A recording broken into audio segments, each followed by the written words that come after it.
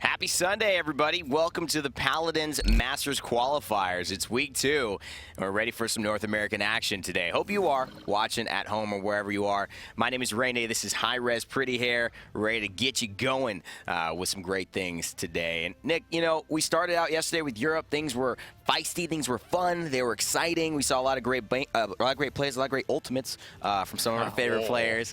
I'm just messing with you. And, move it down. And, of course, getting off today, I expect to see some of the same things. But there's a lot of new in the realm. Yeah, there is. There's a couple clinching scenarios here today. Astral Authority looking to secure their spot at the Paladins Masters lands with a couple of victories here today. They've been feeling strong. They've been looking strong. No one has seemed to have what it takes to just slow their momentum. They're looking like old school burrito where they just continue to win in under 10 minutes. Absolutely. I mean, and I think part of the reason is because they have the cool skins in the game. That is a big part I think that's probably why.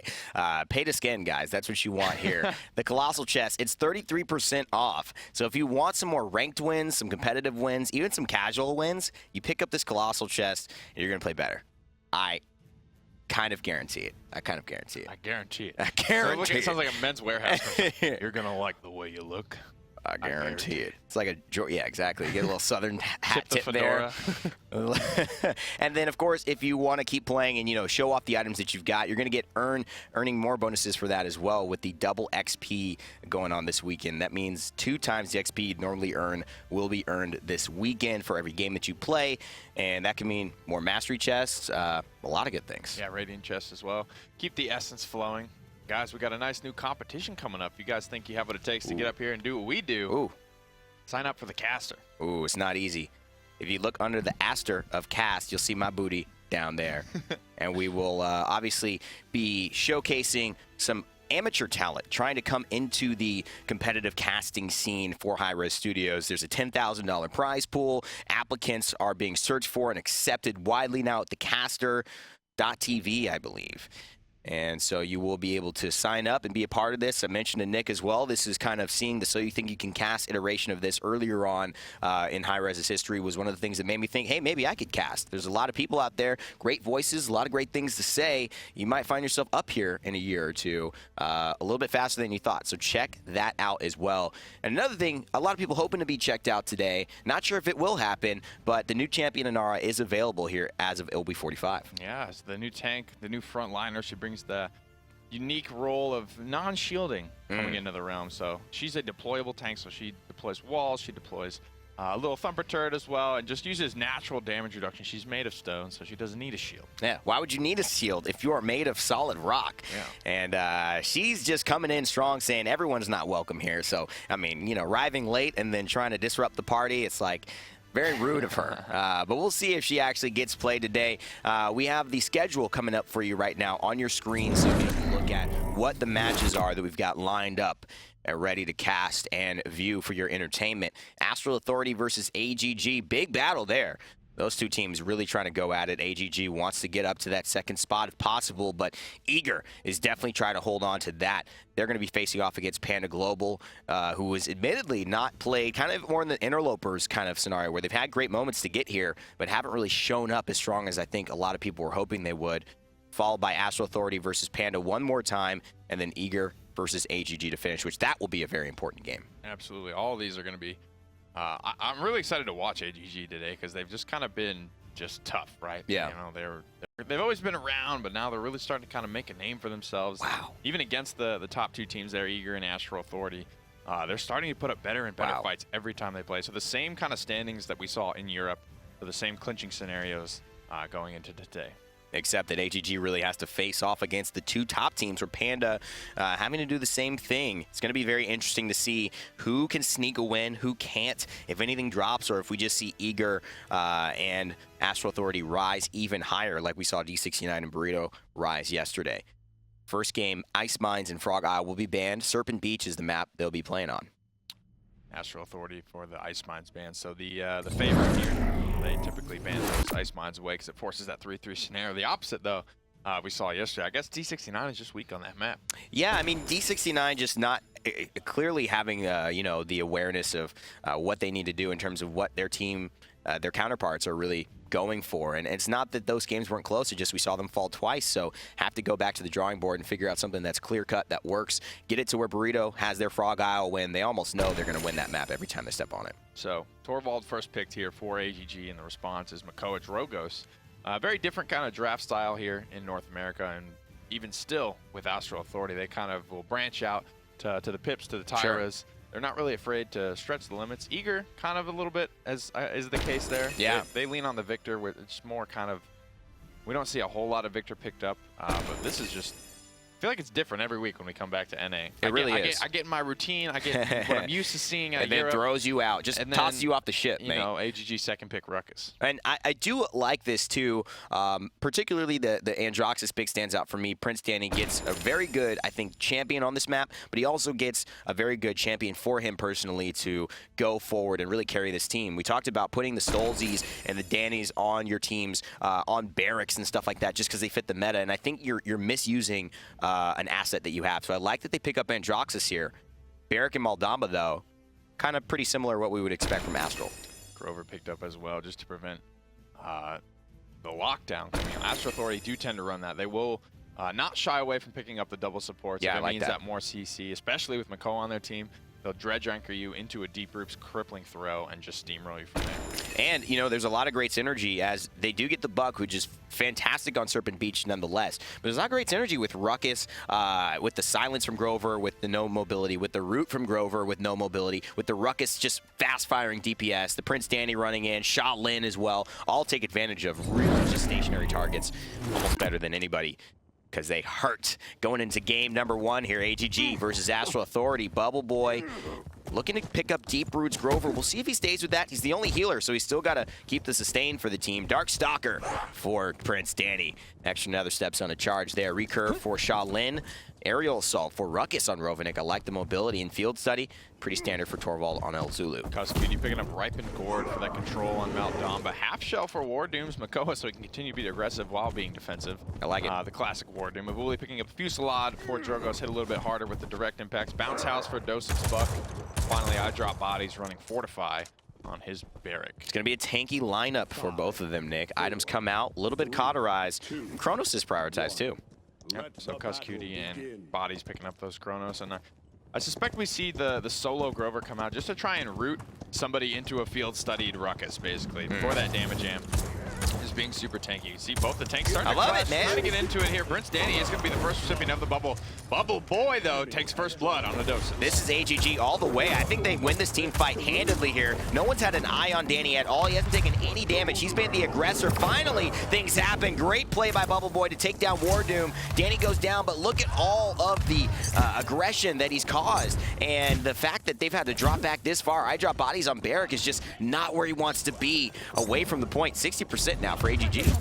doesupz gets taken down first in that fight, and that's not good for Astral Authority. And this lockdown from Grover may prove to be a bit of a difficult situation for Buck. WarDoom barely escapes with his life. Again, doesupz goes down on the point. ElZulu credited with that one. 99% overtime has been struck for AGG, but they do lose 2.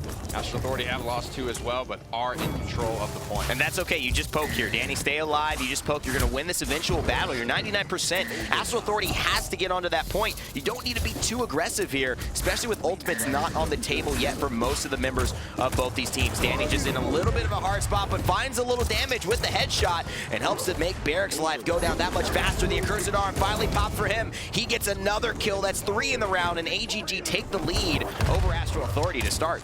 He wasn't feeling any pressure, man. He was just, it felt like he was just free firing into a perfect flank angle that whole time. Big reversal into Evulli as well. Ruckus makes his way onto the high ground with the aerial advanced legendary, giving him that upward mobility. Here comes Bubble Boy to join in the fun, and finally, AGG are going to back up, but they've called a lot of attention to this high ground. I mean, that's 2 headshots in a row by Danny as well. And again, you mentioned he's just not being touched. I mean, if I'm Danny, this is one of the favorite games of mine. But right as I say it, Evulli takes him down with a Dread Serpent coming out as well to try and just disrupt and delay this push, which has been unfiltered as of now, with AGG really having the aggression and the momentum and the pacing of this game in their control. For the first time now, able to kind of hit the hard stop there. Evulli is one of the big members from Astral Authority that they look to, that they lean on, who oftentimes will pull the hot 2 or 3 kills in these team fights. He just didn't have the impact, didn't get the kills. A lot of this comes off the back of it is early game with Torvald,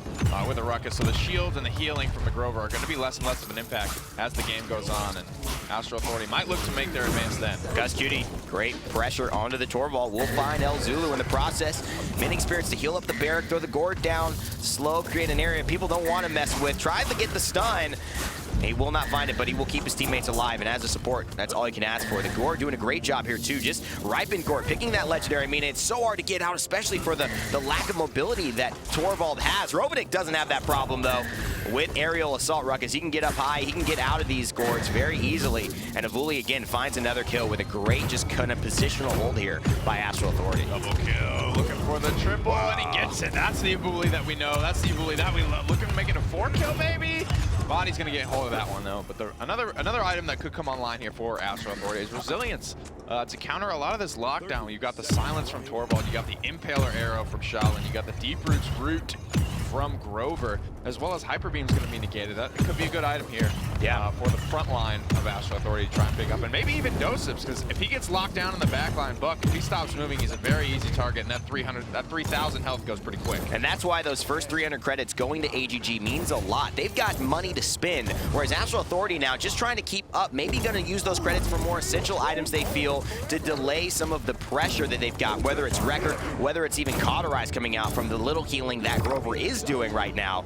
Mostly damage and rooting there, as you see he gets another kill onto Kusqt. But PrinceDannyTV and the squad, they're living in money, they're drowning in damage, and they are ready to fire on with this flanker coming on the left-hand side. So AGG get a couple of key pickups there, 3 for 1 it looked like, but they give themselves a chance here in overtime now, rounding the final corner. They are forced to fight on the payload. Here comes the Dragon Punch just to try and stabilize it. Takes out one of the tanks, still one more to go. Salvo is going to do a good job cleaning up a lot of that shield damage. Big Fire Spit actually gets negated as Bubble Boy was direct impact, but now he's eating huge shots due to the damage amp. Great stuff coming out from Evulli. Can he get another? iDropBodies will help there, and it will be a successful defense.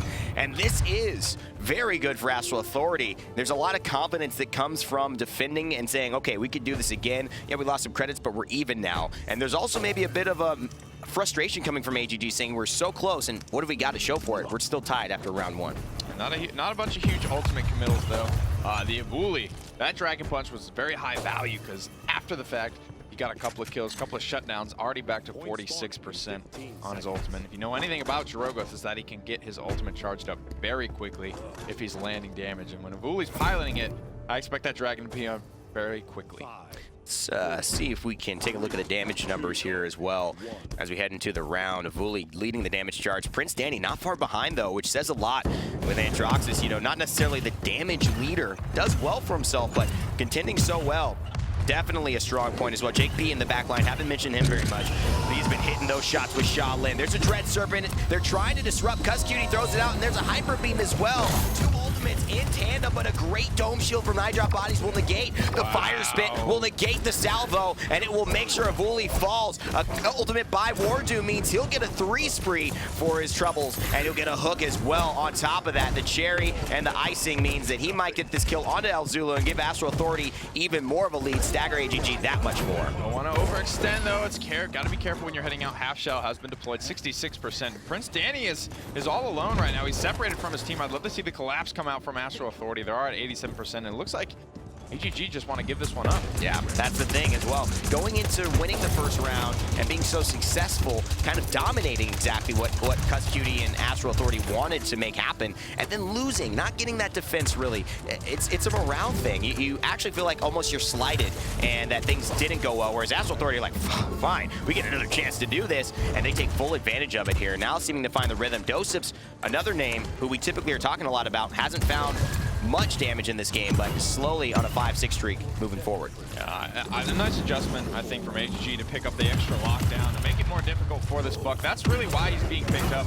Not just because he's good automatically on a map like this, but because when there's no lockdown, he can fly around freely, and he seems to be the target of a lot of that lockdown, allowing Evulli to fly pretty freely here, finding a lot of kills. He beats the reversal, though. Danny Looks like he's going to be able to hit that one home. And that's how you do it, though, in those tough corridors. You thrust up right when that reversal is about to come. Just try and throw off Androx's aim. Maybe he can't track you. If he's too good, though, he'll be able to follow you any waves.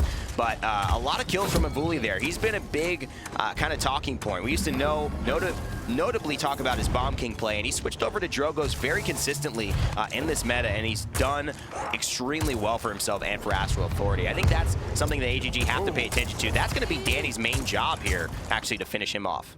That's a big reversal into Evulli in the back line.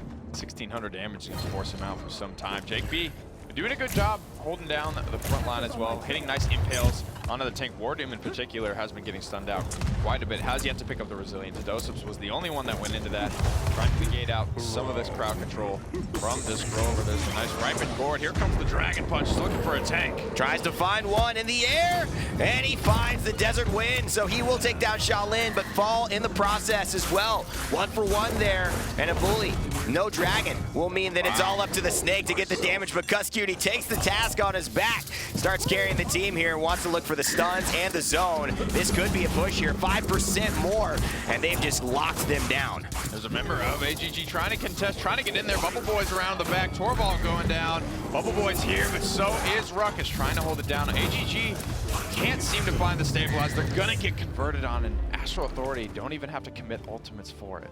Kus with the spray at the very end just lets you know how confident they are, and AGG now on the back end after starting off so well. 7 streaks, 8 streak, and now an 18 streak for iDropBodies. That's big.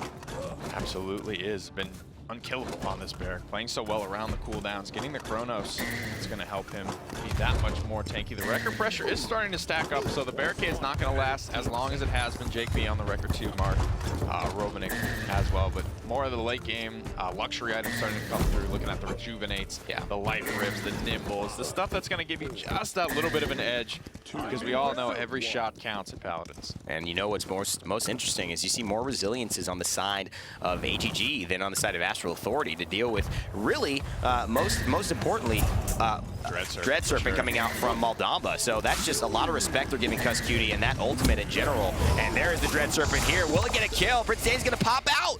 And that's important. They don't find anything off that Dread Serpent, and Kusqt surely will fall here thanks to an entire group of AGG still being alive and 4 going down on the side of Astral Authority.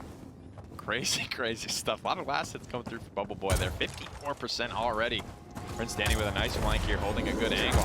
Goes immediately into the accursed arm. Gets a good angle over the barricade as well, but needs to chase this kill on doesupz down. doesupz gets up. Great shot. But he will fall down lifeless. Huge flick too, though. Gets a headshot on the retreating Baron. WarDoom uses Ancient Rage and falls. This looks like it is surely going to be AGG on this point, but it has to be Evulli who makes the big plays. He can't do it. Gets taken out of the air by Bubble Boy. JAKEB is slaying Kusqt a little earlier, but Bodies throws the dome shield down just to buy him and his team some time. He's not trying to win a fight here. He's just trying to delay it so he can get 5 team members back. Time has been bought. 42 health for doesupz. He does escape with the elimination. Rovaniik's now on there. Pops the Hexafire. Does manage to get nothing. He gets taken out. Dragon Punch, he's still ready to go. Astral Authority could stabilize and swing here. Not a great Hyper Beam either by ElZulu, so Evulli free firing. They've lost their damage. Torvald surely won't survive long with these wreckers, and Astral Authority now in clear command. Danny's just put himself in a precarious situation. Buck will be able to hunt him down, but Danny with those charges will be able to survive just a little bit longer. 87% Dragon Punch comes out. Rovaniik goes down as well. Astral Authority may have just swung this, and they take the victory. That's Dome Shield. That's the dream scenario for Dome Shield right there. Just all by himself. Bodies is able to get in there, lay it down, scare everyone off the point, which is kind of curious because Dome Shield, there is the flamethrower turret, but it doesn't do that much damage. It's weird, right? Because it's like psychologically like, oh god, I can't go in there, man. You know what? I gotta say, technically it does the amount of damage as consistently firing for an ammo, right? So you're about 400 DPS a second. But at the end of the fight, when you're there for 1 second, 2 seconds, 3 seconds, 4 seconds, trying to buy time while that's all lasting, that's close to 1,800, 1,900 damage that's actually getting done to you in there just by that turret, which can be very overwhelming. I actually have had that happen to me. So the damage isn't great to step in and step out, but you don't want to fight there. And with the turrets in there, he just saved so much of his team. And we mentioned he was on an 18 streak already, Nick. iDropBodies really was a key part of this win for Astral Authority. Yeah, objective time all the way up. most credits in the game. Even beat a lot of his teammates by a mile, 600-700 credits there. So 3 deaths. Green gravy. 3 Green deaths. gravy. Big streaks, a lot of money. Unbelievable. Barrick living that lavish life. Yeah, stay-at-home dad, just living off his pensions, and he invested well in the 401k early on, and he's just chilling, man. God bless. God bless. So Jaguar Falls will be game 2, and Astral again in command. We see the 4-1s, we see the 4-0s with them, but that wasn't really the tale of that story. 4-1 doesn't do that game justice. And I think that's the strength of AGG now, and that's why this matchup's really exciting. AGG do know that this is do or die in a lot of scenarios. This is a big loss for them, considering every win matters getting into that second place, especially when you're talking about having to face Eager coming up today. If they can get this win off Astral, which Eager didn't get, that is huge in their placement. And so Jaguar Falls, this map's going to mean a lot. But in terms of Astral, they've been pretty obvious of the kind of picks they like on this map. Yeah. doesupz likes the Pip. He likes the Tyra, right? He loves those kind of champions here. We might see some of those. The Buck was a little bit new, even for Astral Authority coming out. That North America in general hasn't been super in favor of this character. It's been more of the Androxus as the choice flanker. But the draft's still going to be the same thus far. And we know that teams like to kind of point stack a little bit on Jaguar Falls. It's tight, so I would imagine the Drogo's still going to stay the same as it is so well. So punishing Evulli's been phenomenal on it of late.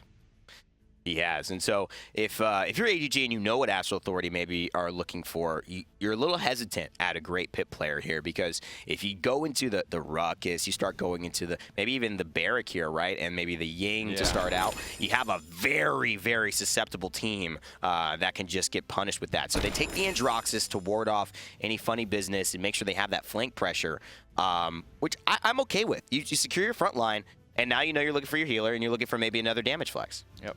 Danny's always better on, and like matchups aside, Danny's always better on Andro. Yeah, exactly. Than anybody else. So it's good to get him on that where he's comfortable. Maldamba's still the selection for Astral Authority, so no Ying as of yet, but they will take the Ruckus. Probably putting doesupz on that. So they go tankier here.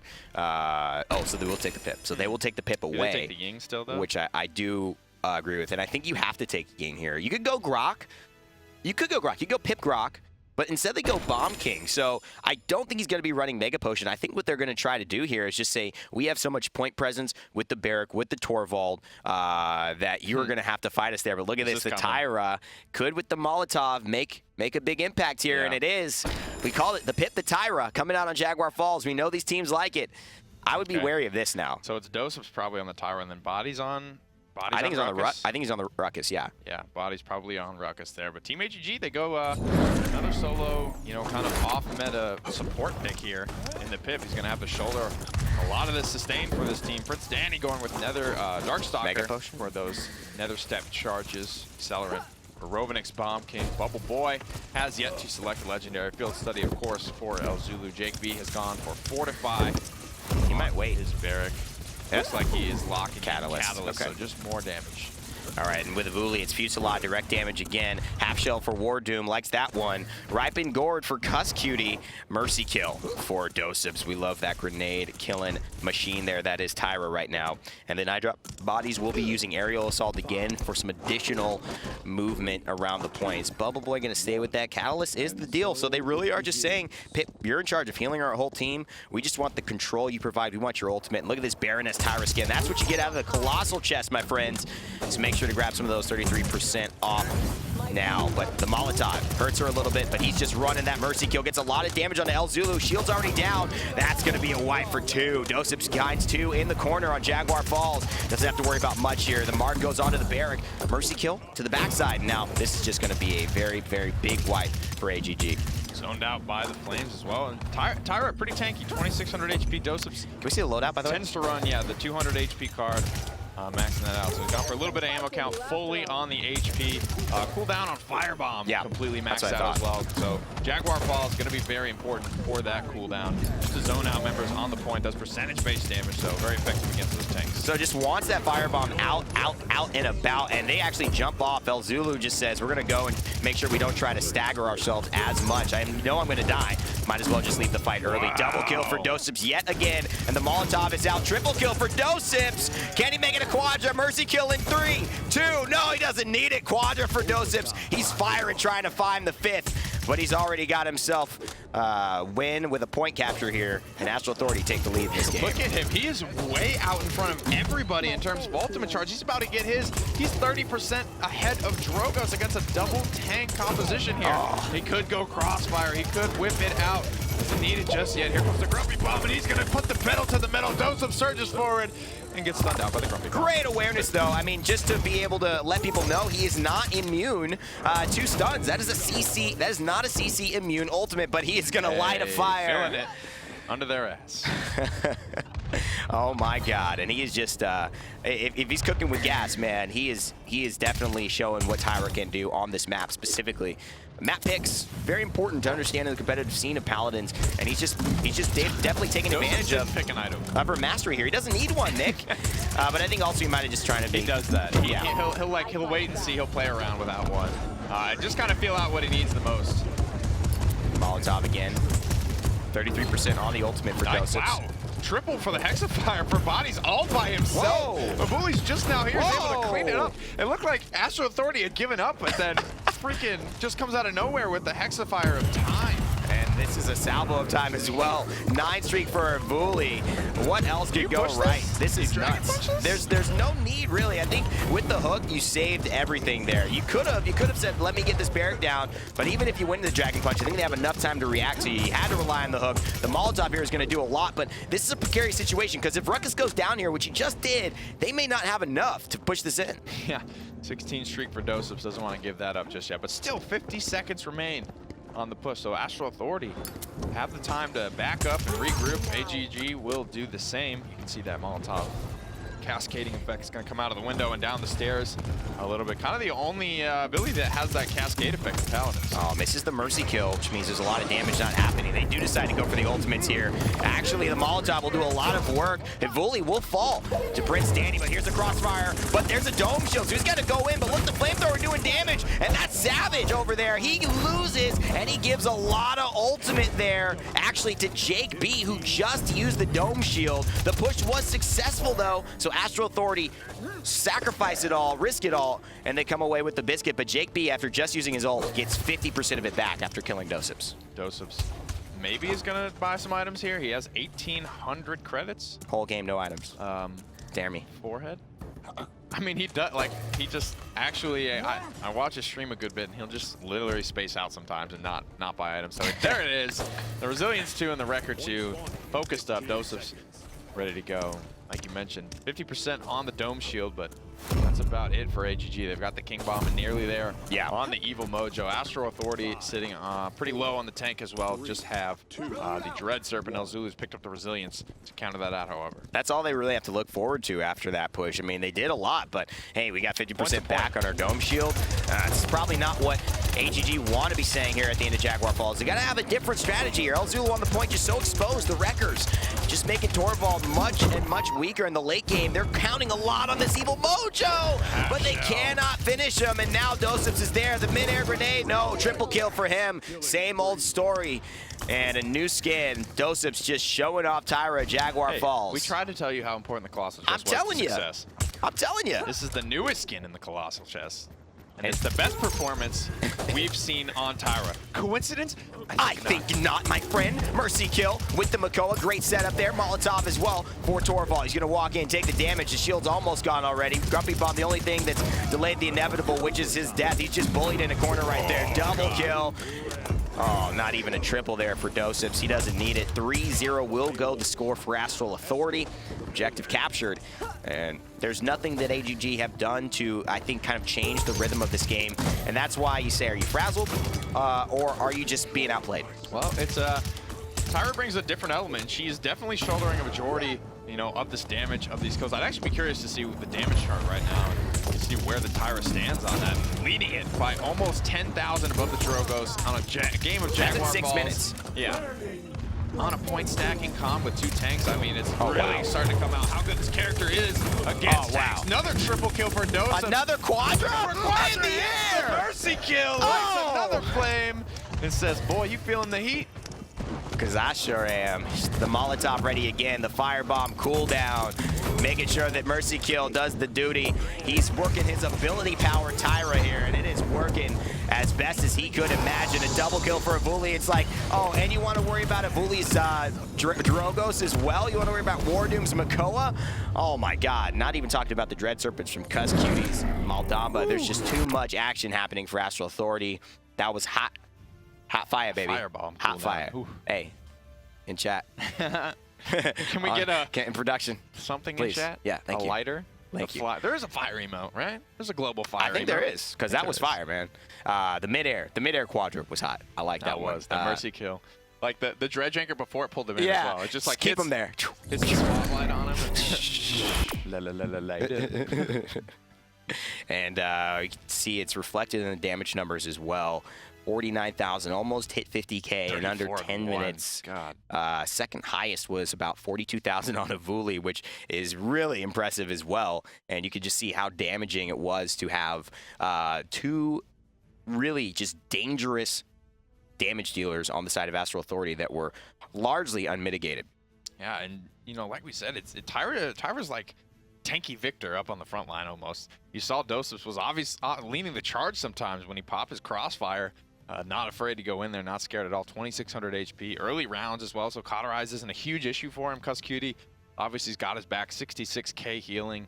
Only 10K for Bubble Boy's Pip, and they put themselves in a weird spot, you know, because with a point stack comp, Lifelike Ying is so good at healing the multiple targets that are going to be taking damage, you know, from the Molotov, from the fire spits. Yeah. But they pigeonhole themselves a little bit. I think it's a bad choice. I mean, I'm not going to lie. Pip is always like, you know, we always seem picked up like, oh, it's good on paper, right? But it just never, it feels like it doesn't work out ever. Except when like Simsalo plays it, right? There's just like that one guy who always seems to make it work. He's always got it picked up as like the secondary support. It's like they already have a Maldamba or a Ying, and they've got that just to complement it, and then he still pulls top damage. And that's the problem, right? I mean, imagine if they just had Torvald in this lineup, right? And Bubble Boy did pull top damage on his team. Yeah, and then that's the thing, but you don't need that there. You need to compete with Cust's 66,000 healing, which is the issue. Like that 37,000 damage, 20,000 more than Cust can do is not that I think game-changing as far as the amount of sustain he gave doesupz, he gave WarDoom, and especially he gave iDropBodies, who's there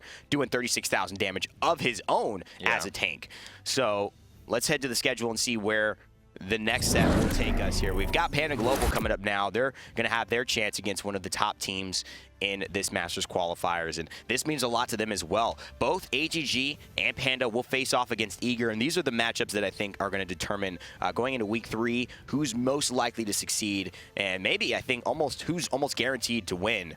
It's going to be an exciting one. We need to see if Panda can step the game up, or if Eager will continue finding that rhythm after, you know, Soulsy had some great plays. For AGG's fate is going to be decided a lot by whether or not Panda Global can take that win off of Eager. Eager will go up 2 wins. AGG still have the 1 at this point, and then it'll come down to AGG to tie it up at the end of the day.